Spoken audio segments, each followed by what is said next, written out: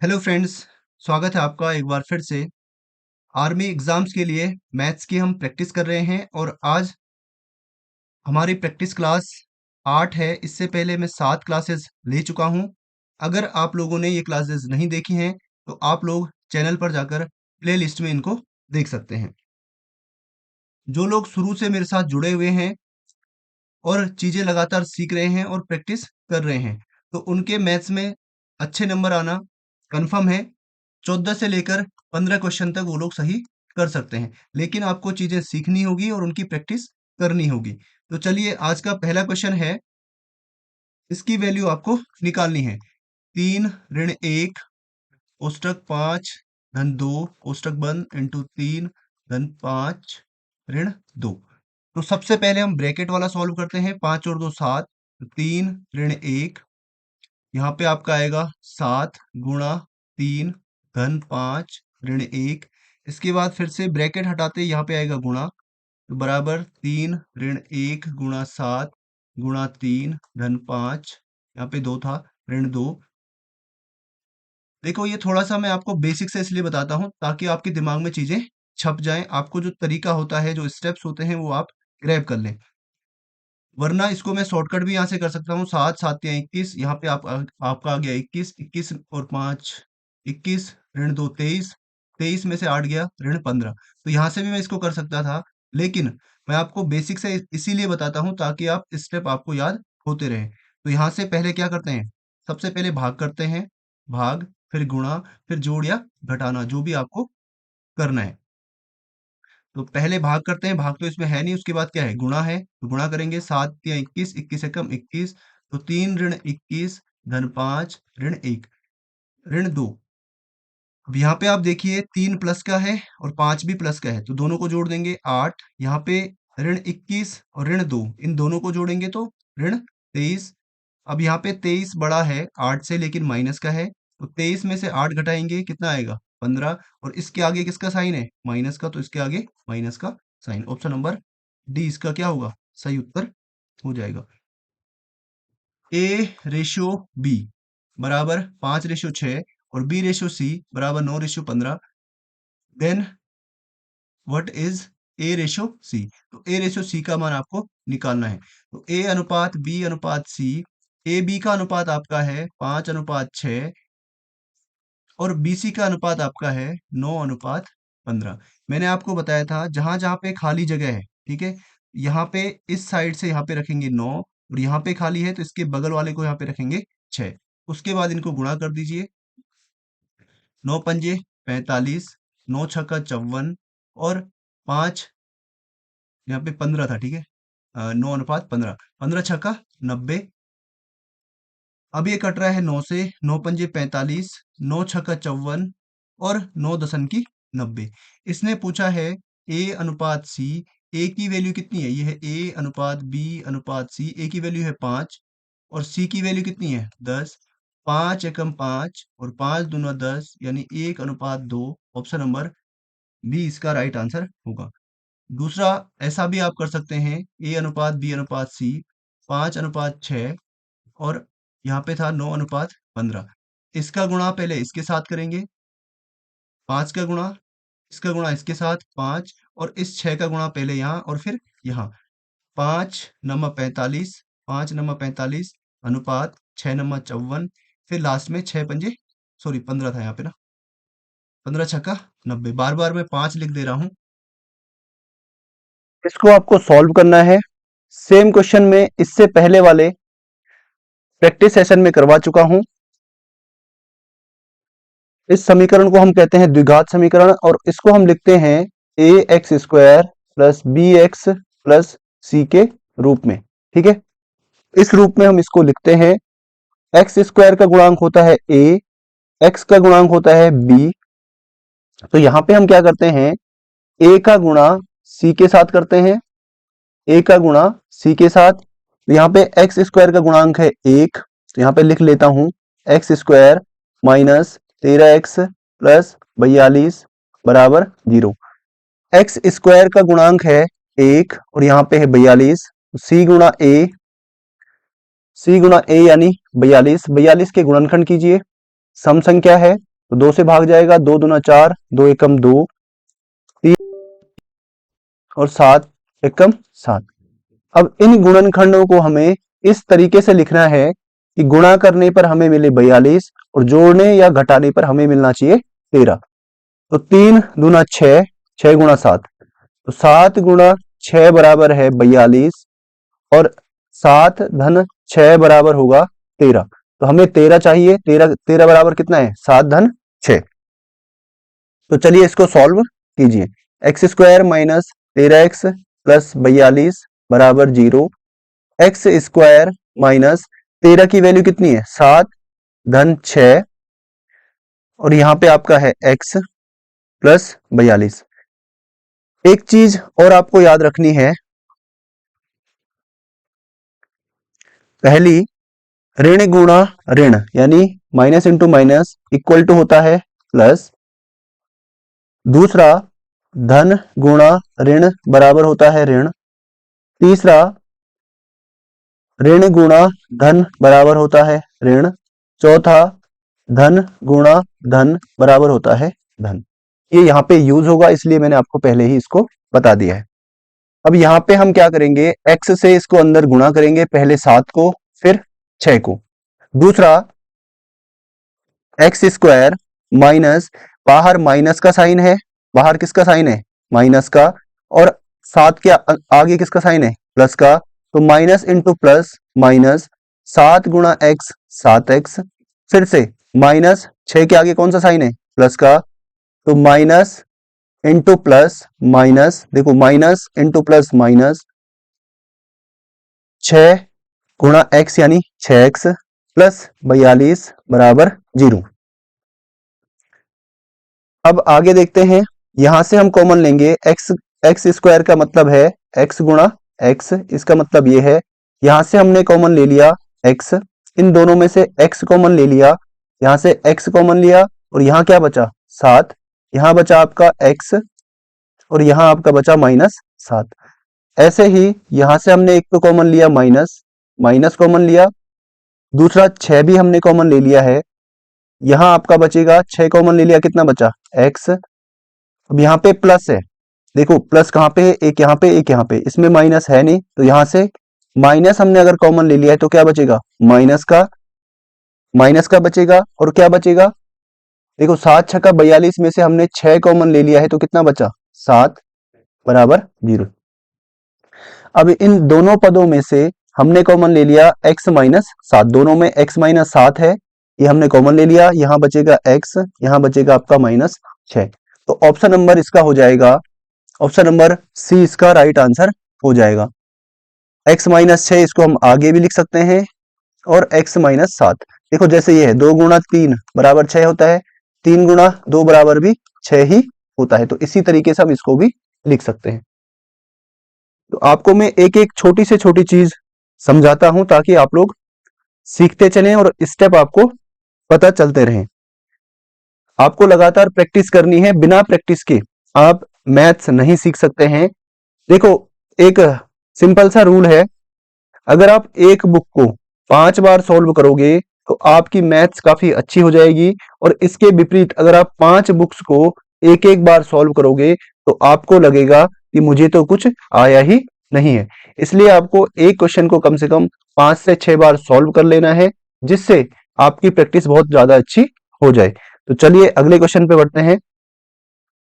कुछ दिन पहले ही आपको मैंने बताया था त्रिभुज का फॉर्मूला, ये है हीरोन्स फॉर्मूला, हीरोन का सूत्र।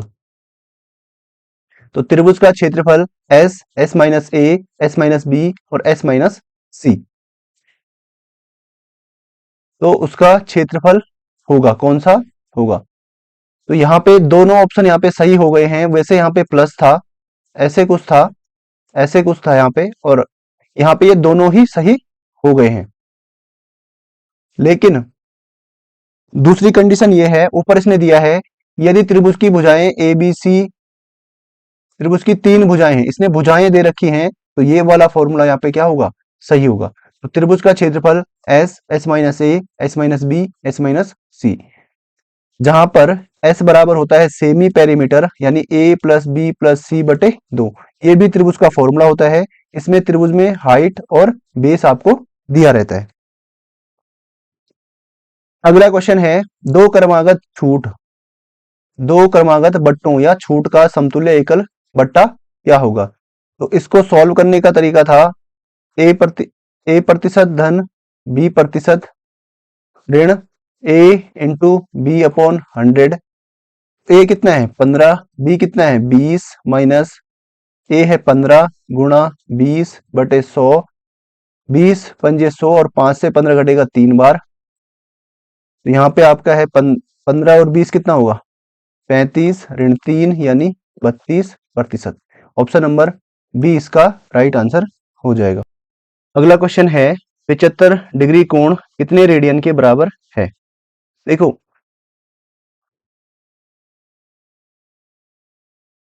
360 डिग्री कोण होता है 2 पाई रेडियन के, ठीक है। यहाँ पे अगर मैं 1 डिग्री निकालूं, 1 डिग्री बराबर होगा 2 पाई बटे 360 डिग्री रेडियन के। अगर यहां से मैं निकालूं 75 डिग्री का मान, तो 2 पाई बटे 360 गुणा कर देंगे इसको 75 से।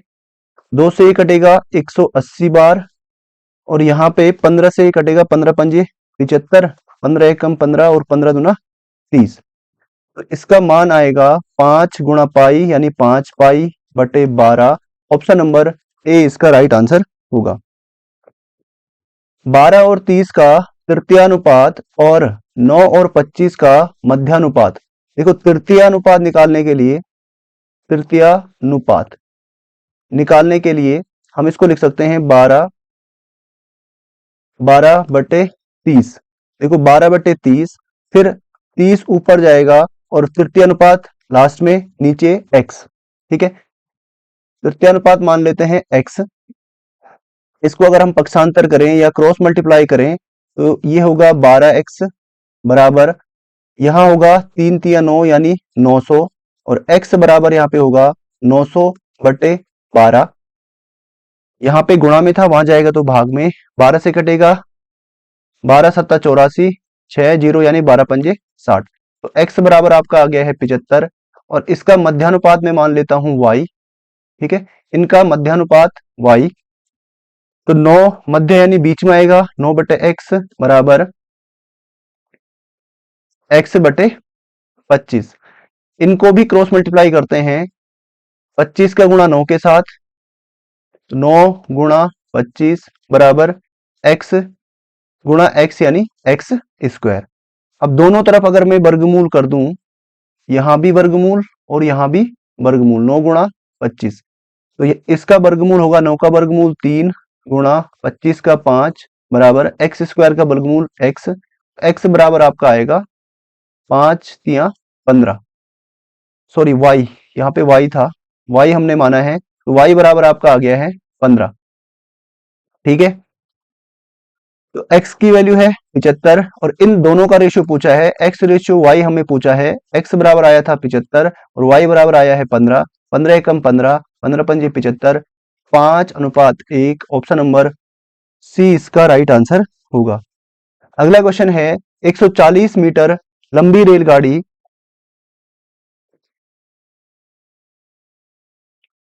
एक पोल को 12 सेकेंड में पार करती है, तो रेलगाड़ी की चाल ज्ञात कीजिए। देखो जो डिस्टेंस है, यहाँ पे दूरी हम रेलगाड़ी की लंबाई को ही ले लेते हैं। दूरी या डिस्टेंस बराबर है 140 मीटर की, टाइम बराबर है 12 सेकेंड। तो चाल यानी स्पीड बराबर होता है, चाल स्पीड बराबर डिस्टेंस अपॉन टाइम। तो चाल डिस्टेंस कितनी है 140 और टाइम कितना है 12 मीटर पर सेकेंड। अब इसने आंसर दिया है किलोमीटर पर हावर में, तो इसको हम गुणा कर देंगे 18 बटे 5 से। मैंने आपको पहले बताया था एक बार, तो 6 से कटेगा 2 बार, 6 से कटेगा 3 बार और 5 से ये कटेगा 5 दूना 10 और 5 अठा 40। 2 से ये कटेगा कितनी बार 2 से 14 बार, 14 तिया 42 किलोमीटर पर हावर ऑप्शन नंबर सी। 40 10 इतना, x का औसत 25 है, तो x का मान ज्ञात करो। देखो औसत बराबर मैंने आपको बताया था, औसत बराबर आंकड़ों का योग, आंकड़ों का योग अपॉन में आंकड़ों की संख्या, आंकड़ों की संख्या। औसत हमें दे रखा है कितना, 25, ठीक है। आंकड़ों का योग, आंकड़े हैं 40 plus 10 plus 25 plus 20 plus 35 plus x upon में टोटल कितने, 1 2 3 4 5 6, अपॉन में 6। यहां से इसको अगर पक्षांतर करेंगे तो 25 गुणा 6 बराबर, इन सबको अगर जोड़ते हैं 40 और 10 50, 50 और 20 70, 70 और 5 और 5 10 80, 80 और 20 100 और 30 130, 130 प्लस x। यहाँ पे है 150, 25 छक्का 150, 130 अगर उधर जाएगा तो माइनस का 130 बराबर x, इसमें से इसको घटाएंगे तो 20 बराबर x। ऑप्शन नंबर बी इसका राइट आंसर हो जाएगा। 20 आदमी किसी काम को 39 दिन में करते हैं, तो 26 आदमी उसी काम को कितने दिन में करेंगे। देखो एक फॉर्मूला मैंने लिखवाया था, m1 into D one equal to m2 into D two. तो m1 आपका है 20 और d1 आपका है 39 और m2 आपका है 26। तो 20 गुणा 39 बराबर m2 यानी 26 गुणा d। यहीं पे इसको काट सकते हैं, 13 तिया 39, 13 दूनी 26, 2 से 1 कटेगा 10 बार, 10 तिया 30 बराबर डी। ऑप्शन नंबर डी इसका राइट आंसर हो जाएगा। बाकी आप इसको पक्षांतर भी कर सकते हैं और वैसे भी इसको काट सकते हैं। इसको आपको ऐड करना है, तो इसको ऑप्शन से भी हम कर सकते हैं, 3 और 3 6 और 3 9 और 3 12 और 3 15। तो 5 केवल एक ही ऑप्शन में है, ऑप्शन नंबर ए इसका राइट आंसर हो जाएगा। बाकी इसको जोड़ भी सकते हैं, 3 33 333 3333 33333। तो यहाँ पे 5 4 तिया 12 और एक 13, 3 तिया 9 और एक 10, 3 दूनी 6 और एक 7 और 3। Option number A. इसका हमें वर्गमूल निकालना है, इसका हमें वर्गमूल निकालना है।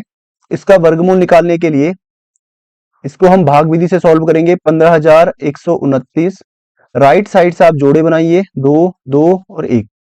यहाँ पे ऐसी संख्या हमें सोचनी है जिसका वर्ग या तो 1 हो या फिर 1 से छोटा हो। ऐसी संख्या 1 है, 1 एकम 1, जो 1 से गुणा किया है इसी को हम यहाँ पे जोड़ भी देंगे, ठीक है। 1 और 1 2, यहाँ पे थोड़ी सी हम जगह छोड़ेंगे और यहाँ पे 1 में से 1 गया 0। अब यहाँ पे पूरा जोड़ा उतरेगा 51। इसके बाद हमें लाना है 51। अगर हम यहाँ पे 1 रखते हैं तो यहाँ भी 1 रखेंगे, 21 से कम 21 काफी छोटा हो रहा है। फिर 2 रखते हैं तो यहाँ भी 2, ऊपर भी 2, 2 दुना 4, 2 दुना 4। अब यहाँ पे आपका आएगा 7। 51 में से 44 गया 7, जो 2 हमने यहाँ पे गुणा किया था इसको यहाँ पे ऐड भी कर देंगे, 22 और 2 होगा 24। यहाँ पे थोड़ी सी और जगह छोड़ेंगे, उत्तर क्या आएगा आपका 29। अब यहाँ पे देखो या तो 3 से आएगा या फिर 7 से, तो पहले 3 से करते हैं। 3, यहाँ भी 3, 3 तिया 9, जो संख्या हम यहाँ पे रखेंगे उसी से हम गुणा भी इसको करेंगे, ठीक है। 3 तिया 9, 3 चौको 12, 3 दूना 6 और एक 7 और यहाँ पे 0। तो 123 इसका क्या होगा, राइट आंसर हो जाएगा। इसको सॉल्व करने का जो तरीका है, 1.27, 27 के ऊपर क्या है, बार है, ठीक है। तो एक तो पूरा पूरा है प्लस 0.27 और इसके ऊपर बार, तो इसकी जगह में हम क्या लिखते हैं, इसको आप देखिए 1 प्लस 27। जैसे ही हम दशमलव और बार हटाएंगे तो यहाँ पे आएगा 9 और 9। जितनी संख्याएं होंगी बार के नीचे उतने 9 नीचे आ जाएंगे। अब इसको अगर सॉल्व करेंगे तो 99 कम 99 प्लस में है 27 बटे 99, या फिर एलसीएम निकाल के भी आप कर सकते हैं। इनको अगर जोड़ेंगे तो 9 और 7 16, 9 और 2 11 और एक 12, 126 बटे 99। Option number D. इसका आपको एचसीएफ निकालना है 3/9, 3/9, 8/9, 64/81 और 10/27। इसका हमें एचसीएफ निकालना है। जब हमें इनका एचसीएफ निकालना है तो अंश का हम निकालते हैं, अंश का एचसीएफ निकालेंगे, अपॉन में हर का एलसीएम निकालेंगे, एलसीएम। तो अंश का एचसीएफ यानी 3 के गुणनखंड होंगे 3, 8 के गुणनखंड होंगे 2 गुणा 2 गुणा 2, 64 के गुणनखंड होंगे 2 दूनी 4 दूनी 8 दूनी 16 दूनी 32 दूनी 64 और 10 के गुणनखंड होंगे 2 गुणा 5। तो यहाँ पे कोई भी जो गुणनखंड है इन चारों संख्याओं में कोई भी कॉमन नहीं है। इसका जो एचसीएफ होगा, एचसीएफ बराबर होगा 1। तो 1 एचसीएफ केवल बी में है, तो यहीं पे आपका आंसर आ जाएगा। एचसीएफ होगा 1।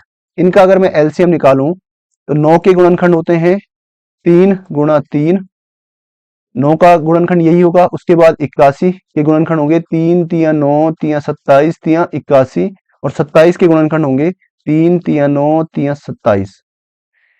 ये मैंने आपको पहले सिखा रखा है, तो आप लोगों ने अगर पीछे की वीडियोस नहीं देखी है तो आप वहां पे देख सकते हैं कि गुणनखंड हम कैसे निकालते हैं। 3 कॉमन आएगा, यहाँ पे 3 कॉमन आएगा और यहाँ पे ये 3 कॉमन आएगा। तो एलसीएम बराबर होगा ये 3 गुणा 3 गुणा 3 गुणा ये वाला 3, 3 तिया 9 तिया 27 तिया 81, अपॉन में 81, ऑप्शन नंबर बी। इसकी वैल्यू आपको निकालनी है 5:12 समानुपात 40 x।